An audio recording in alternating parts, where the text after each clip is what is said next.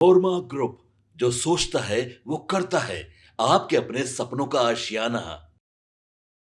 बिहार में चुनाव को लेकर के कांग्रेस काफ़ी एग्रेसिव अप्रोच के साथ तैयारी कर रही है और इस अप्रोच के साथ साथ कांग्रेस लगातार बिहार में पिछले 20 सालों से नीतीश कुमार के शासन और केंद्र में भारतीय जनता पार्टी के द्वारा जिस तरह से सरकार चलाई जा रही है उसको लेकर के कई तरह की बातें सामने लेके आ रही है।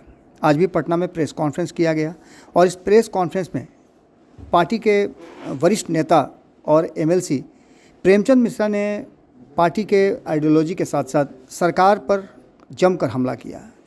बिहार प्रदेश कांग्रेस मुख्यालय सदाकत आश्रम में आज प्रेस वार्ता के दौरान भाजपा जदयू सरकार ने बिहार को जिस तरह से बर्बाद किया है, इसको लेकर के एक सीरीज़ के तरह आज प्रेस वार्ता का आयोजन किया गया। जैसा कि आप पहले से भी जानते हैं कि लगातार कांग्रेस भारतीय जनता पार्टी और नीतीश कुमार की सरकार को लेकर के कटघरे में खड़ा करती है। इस प्रेस वार्ता को पूर्व विधान परिषद के सदस्य और राष्ट्रीय मीडिया पैनलिस्ट प्रेमचंद मिश्र ने संबोधित किया। इस मौके पर बिहार प्रदेश कांग्रेस मीडिया के जो चेयरमैन हैं राजेश राठौर, वो भी मौजूद थे और सोशल मीडिया विभाग के चेयरमैन सौरभ कुमार सिन्हा भी मौजूद थे। आशित नाथ तिवारी एवं शशांक शेखर भी इस प्रेस वार्ता में मौजूद थे और सभी ने अपनी अपनी बातों को रखा। खास करके प्रेमचंद मिश्र पुराने नेता हैं और उन्होंने बिहार की राजनीति को बहुत करीब से देखा है। पुराने कांग्रेसी भी हैं, इसलिए वो चीज़ों को, नब्ज को अच्छी तरह से पहचानते हैं। आपको बता दें कि आने वाले चुनाव को लेकर के चाहे जितनी भी बातें की जा रही हों, सीट शेयरिंग के समझौते को लेकर के, महागठबंधन की अलग अलग बातों को लेकर के, बैठकों को लेकर के, लेकिन इन सब से अलग आपको बता दें कि कांग्रेस ने अपनी राह पकड़ ली है। आने वाले चुनाव को लेकर के कांग्रेस काफ़ी एग्रेसिव राजनीति करने की दिशा में आगे बढ़ चुकी है। इसी कड़ी में आपको बता दें कि प्रेमचंद मिश्र के आज के प्रेस वार्ता में कई ऐसी बातें कही गई। इन सारी बातों को लेकर के प्रेमचंद मिश्र ने वर्तमान सरकार और उनकी सरकार की नाकामियों को भी बताया। हालांकि सरकार ने कोशिश किया है कि वो महिलाओं को दिए जाने वाले और वृद्धजनों को दिए जाने वाले, विकलांगों को दिए जाने वाले, दिव्यांगों को दिए जाने वाले जो राशि है, उस राशि की सहायता राशि, सहयोग राशि की जो कही जाए, उसको बढ़ाने का फैसला लिया है। इस फैसले पर भी सवाल खड़े किए गए कि कांग्रेस की सरकार अगर बनती है तो इसे और ज़्यादा बढ़ाया जाएगा और हमारे एजेंडा का हिस्सा भी रहा है। आपको बता दें कि ये सिलसिला अब शुरू हो चुका है और आने वाले 2025 के चुनाव जो लगभग 4 से 5 महीने बचे हुए हैं, उस चुनाव में इस तरह की प्रक्रिया आपको देखने को मिलेगी। कांग्रेस निश्चित रूप से एक एग्रेसिव अप्रोच के साथ इस बार के चुनाव में उतरने के लिए अपनी तैयारी कर चुकी है। आपने देखा भी होगा कि पार्टी के, चाहे वो प्रवक्ता हों, पार्टी के प्रदेश अध्यक्ष हों, राष्ट्रीय नेता हों या फिर बिहार प्रभारी कृष्णा अल्लावरू, ये सभी एग्रेसिव राजनीति करने के लिए अपनी तैयारी पूरी कर चुके हैं और किसी भी मुद्दे पर आप देख रहे होंगे कि सरकार को घेरने में वो ज़रा भी पीछे नहीं है। अपने दम पर कांग्रेस ने अपनी राजनीति की शुरुआत की है और एक निश्चित एजेंडे के साथ एक एक कदम फूक फूक करके आगे बढ़ा रही है। इस बार ऐसा लगता है कि कांग्रेस अपने पुराने रंग में लौट गई है। आगे अभी बहुत कुछ होना बाकी है। प्रेमचंद मिश्रा ने बहुत सारी बातों को कहा। हम चाहेंगे कि आप प्रेमचंद मिश्रा की इस बातों को सुने और सुन करके कमेंट बॉक्स में ज़रूर लिखें कि क्या आपको भी लगता है कि कांग्रेस ने अपनी स्थिति को बेहतर किया है और एक पॉजिटिव अप्रोच के साथ आने वाले 2025 के चुनाव में अपनी उपस्थिति दर्ज करेगी। सुनिए क्या कह रहे हैं प्रेमचंद मिश्र। जानकारी मिली इसलिए बोलना चाहता हूँ। बिहार सरकार ने सामाजिक सुरक्षा पेंशन, खासकर वृद्धावस्था पेंशन, महिलाओं को पेंशन, विकलांगों को पेंशन में बढ़ोतरी किया है। इसके भी ढोल पीटे जा रहे हैं। क्या बढ़ोतरी किया है? अन्य राज्यों की तुलना में बिहार में अभी भी वृद्धजनों का पेंशन, महिलाओं को मिलने वाला पेंशन, विकलांगों को मिलने वाला पेंशन कम है। 700 रुपये बढ़ाए गए, 400 से उसको 1100 किया गया। कहने को लगता है 700 रुपये बढ़ाए, लेकिन अगर उसको इस तरह से देखेंगे, मात्र 23 रुपये प्रतिदिन आज के युग में 23 रुपये की बढ़ोतरी क्या मायने रखता है? इसी बिंदु पर 1.5 साल पहले विधान परिषद में मेरा प्रश्न था सरकार से, भाई झारखंड, तेलंगाना, दूसरे राज्य जो है उनसे ज़्यादा पेंशन दे रहे हैं। तो मुख्यमंत्री खुद खड़े हो गए, मेरे पास उसका प्रमाण है, खड़े हो गए और उन्होंने जवाब दिया कि बिहार में प्रति व्यक्ति आय बहुत कम है इन राज्यों की तुलना में, हम पेंशन की राशि नहीं बढ़ा सकते। आज कांग्रेस जानना चाहती है आखिर एकाएक की पेंशन की राशि क्यों बढ़ाया आपने, वो भी नाम मात्र का। अगर चुनाव सर पे नहीं होता सरकार यह काम ही नहीं करती।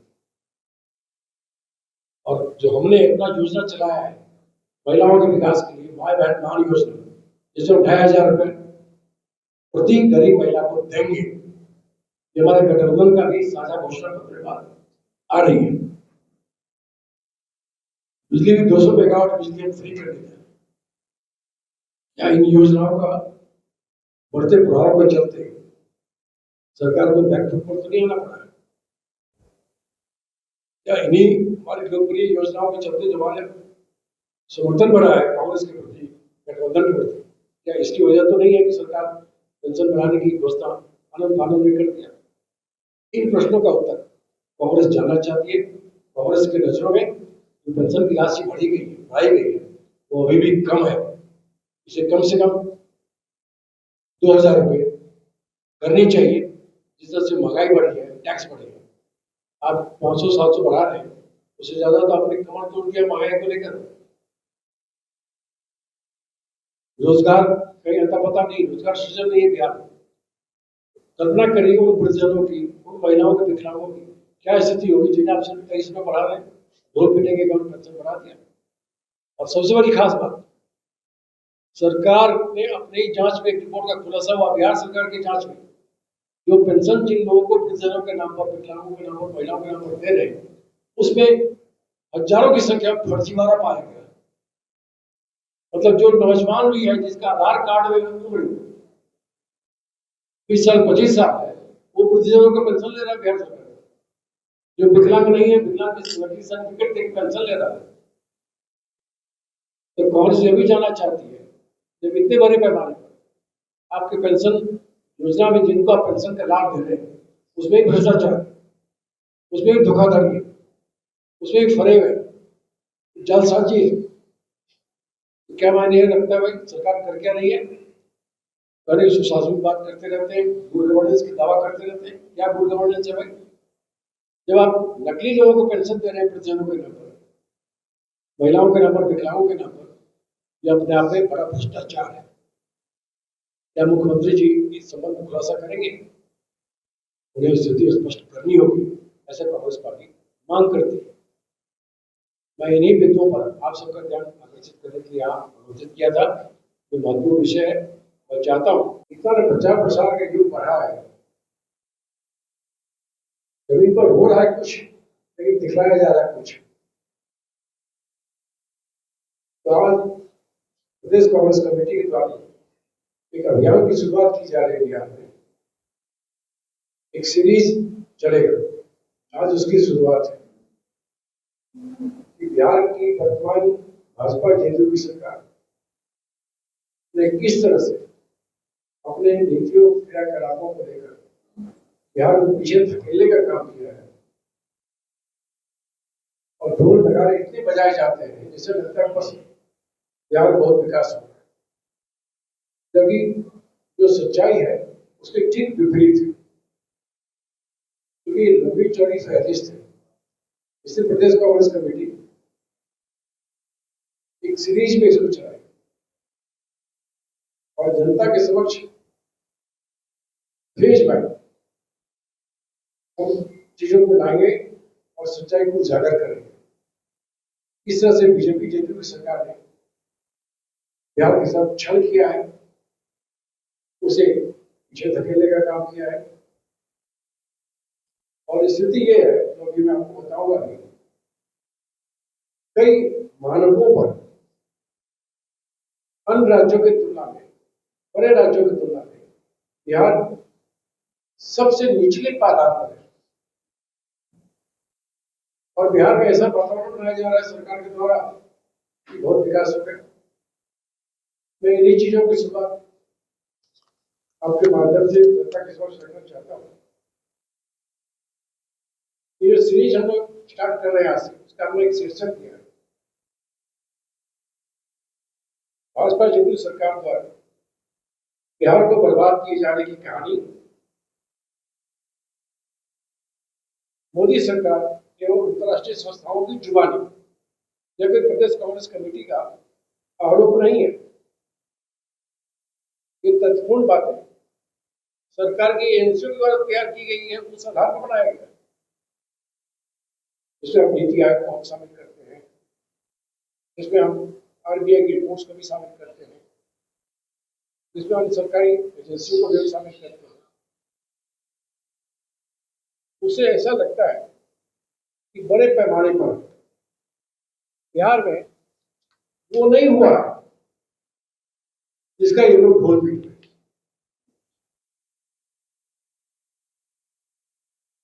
इस अभियान के तहत बिहार की अर्थव्यवस्था विकास एवं सामाजिक न्याय और उसके सौहार्द को किस प्रकार नष्ट किया जा रहा है, इसकी एक प्रमाणिक रिपोर्ट जो मीडिया के समक्ष प्रस्तुत किया जाएगा। यह रिपोर्ट स्वयं मोदी सरकार या कई प्रतिष्ठित संस्थाओं के द्वारा तैयार की गई रिपोर्ट पर आधारित है। सामाजिक और आर्थिक मोर्चे पर फिसलती बिहार एयर रेटिंग जो होती है उसकी रिपोर्ट है। आज इस क्रम में हम global rating agency air rating का जारी किया गया सामाजिक और आर्थिक विकास के मानकों पर आधारित भारतीय राज्यों की तुलना में रैंकिंग रिपोर्ट का जो संक्षेप होता है वो प्रस्तुत कर रहे हैं। 20 वर्षों से भाजपा जदयू की सरकार के शासन में बिहार की स्थिति इतनी बदहाल हो गई है, वो देश के बड़े राज्यों में सबसे निचले पायदान पर है।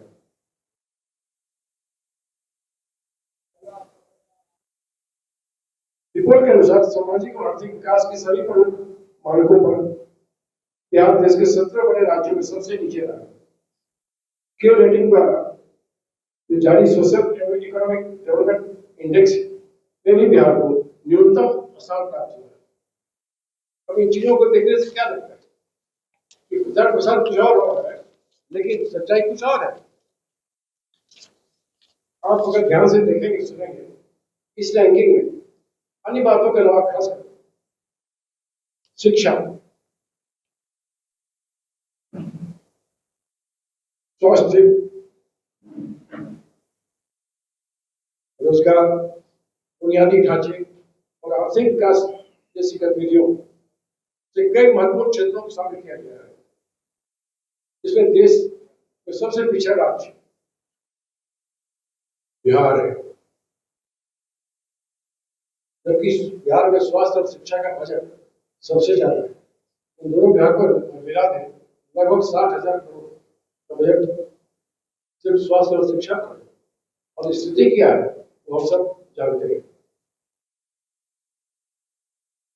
अर्थव्यवस्था, आर्थिक विकास, राजकोषीय प्रबंधन, अधोसंरचना, सामाजिक विकास, सुशासन और पर्यावरण, इन मापदंडों पर बिहार का कुल स्कोर मात्र 34.8 30.8% रहा है, जो अपने आप में सबसे निचला 17वां स्थान देता है बिहार।